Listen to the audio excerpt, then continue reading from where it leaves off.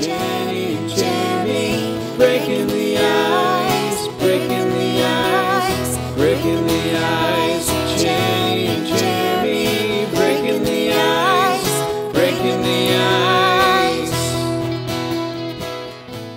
If I could hike anywhere before I die, well, first of all, notice the background. Got a little outdoorsy thing, hiking, right? Hey, I'd probably want to go on a hike with Jeremy Watkin, of course, right? Another customer service hike. Talk about customer service, who listeners may not know used to be my neighbor until he moved to Oregon. So I'd like to probably hike the Pacific Crest Trail, going from Mexico all the way to Canada, cutting through Oregon, and maybe do the last leg with Jeremy. We could talk about customer service. That's such a long hike, though. If I did it, I probably would die. So, yeah, maybe I shouldn't. Jeff and I are totally thinking along the same wavelength. I actually would have said Mount Whitney, but I believe that's part of the Pacific Crest Trail, or at least parts of it are. So I think we would have intersected at least there. And I was sort of thinking that since I'm in Oregon now, we could have met halfway down there by Mount Whitney and hiked to the top there, but certainly talked about customer service most of the way, or at least for like an hour, and then maybe had some long periods of silence somewhere in there as well. But yeah, definitely would hike with Jeff Toister. The place that I would like to hike before I die is probably somewhere in Ireland because there are no snakes. I don't go hiking when there's snakes out, and that's usually always.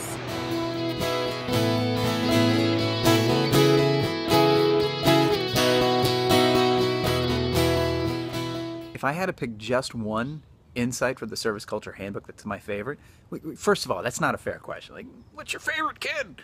It's tough to pick just one. I interviewed a lot of great leaders, a lot of great companies, studied a lot of successful organizations, and I was amazed at a lot of things that they did. And it wasn't just one thing that these organizations did well. It's many things. So maybe that's the insight that I would say is my biggest takeaway. It's not easy.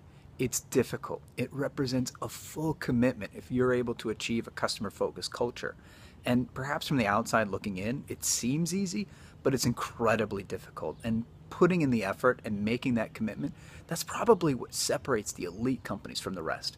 So that's my favorite insight. I think my favorite insight from the book is the way Jeff takes example after example of great customer service and shows that it's not a fluke. That is ingrained in the culture, and a great customer service culture is what breeds that kind of customer service. It doesn't happen by accident.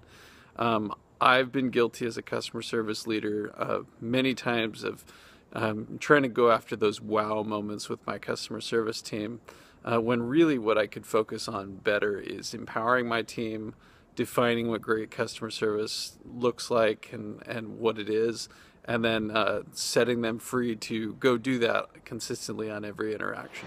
My favorite insight from the Service Culture Handbook by Jeff Toister is how he shares real-life examples of customer service agents and customer service management teams in action. My favorite specifically being the Rackspace experience, where phones go out so everyone tweets their personal phone numbers out so people can still get help. I love that. How cool is that?